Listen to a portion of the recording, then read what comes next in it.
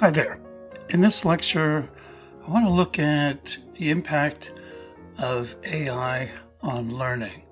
And to do that, I want to talk about what I see as the illusion of significant results.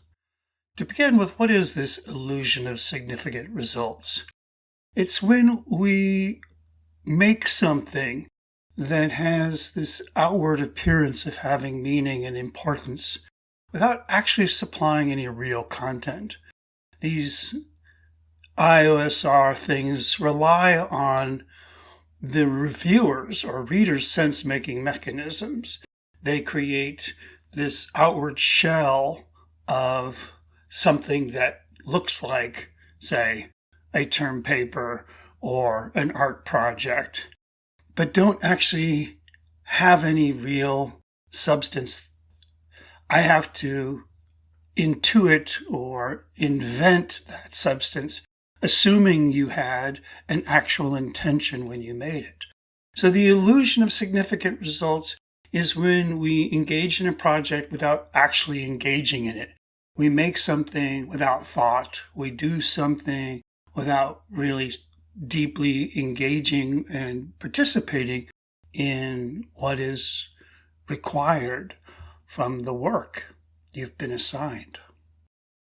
So when we use AI tools and we use mechanisms to quickly achieve results, we often are shortchanging our ability to deeply engage in the subject. And there are a lot of problems with this. For one, it's not actually doing the work, not really engaging it in a meaningful way, because you are offloading the real heavy lifting of doing that work on a machine which is producing the information for you. So when I go about working and writing, I don't often know what I'm doing when I start. I think that's a fair assumption of anyone who engages in a project.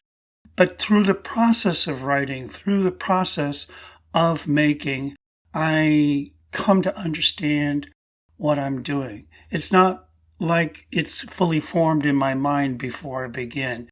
It's through doing things that we learn. And the tools we use shape how we learn. So we see here the idea that what we use to achieve our results deeply affect the results we achieve. We become the tools of our tools. When we become dependent on these machines that can think for us, the less we are able to really think for ourselves. So another problem with AI is that it's really good at figuring out what we want from what we ask. But we have to really ask that question carefully, because the machine can only intuit that from the very words we choose. So it seems like the only real effort in the project is asking the question.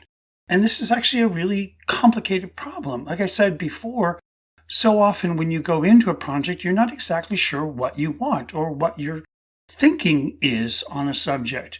So your questions you ask are not fully formed or simplistic or misguided or completely wrong.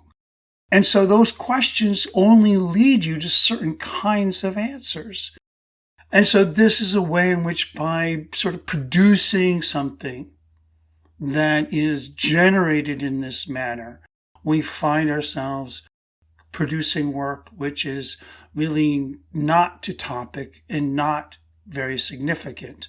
And the other important thing to remember here is these AI tools, while they are ostensibly free, they actually come with great costs, not only ecological costs and the enormous amounts of energy to generate these answers and support and maintain these vast databases.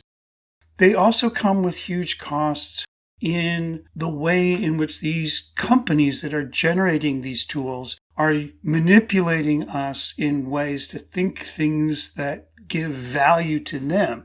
They really aren't impartial. They're not doing this as a public service. They are doing this to make money. And we have to really think about how they're making money by giving us this information.